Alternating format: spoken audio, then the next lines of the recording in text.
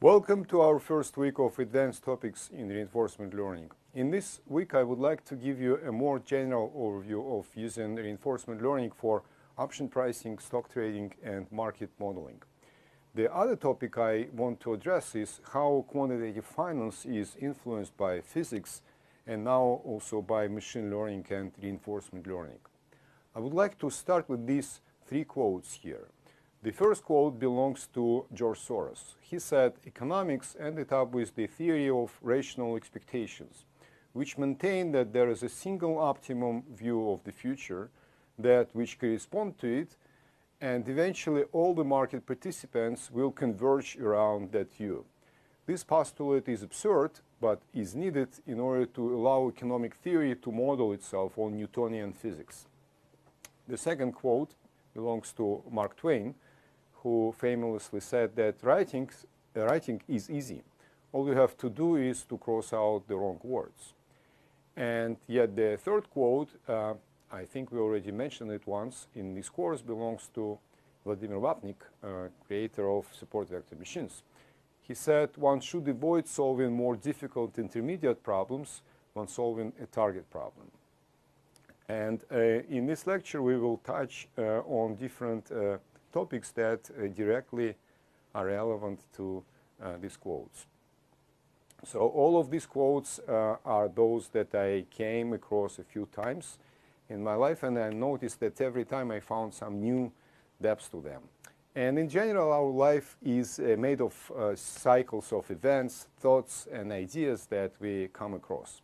The idea of cyclicality is embedded in nature, we can say. For example, we all know that it takes 365 days and a little bit for the Earth to complete its cycle around the Sun. But it's easy to forget that we only know this since the 17th century, when Johannes Kepler has completed the scientific revolution started by Nicolaus Copernicus, Galileo Galilei, and Tycho Brahe, and formulated his laws of planetary motion. But before Copernicus came with his heliocentric model of the universe, a model that dominated the European science for 1400 years was Ptolemy's geocentric model. The story of how Ptolemy's model was in many ways a wrong direction for science was recalled in a very interesting recent TED talk by Ben Vigoda, CEO of a startup called Gamelon. So Ben has brought the story of Ptolemy's system to illustrate his point how remarkably little progress was made in AI and machine learning in the last 30 years in the way of approaching true artificial intelligence. And I would strongly recommend you watch his presentation. One of Ben's points was that the basic paradigm of supervised machine learning clearly falls short of an ultimate goal of achieving true artificial intelligence. So back to Ptolemy, he was using a modern language, a Roman data scientist who worked for the local government organizations and businesses.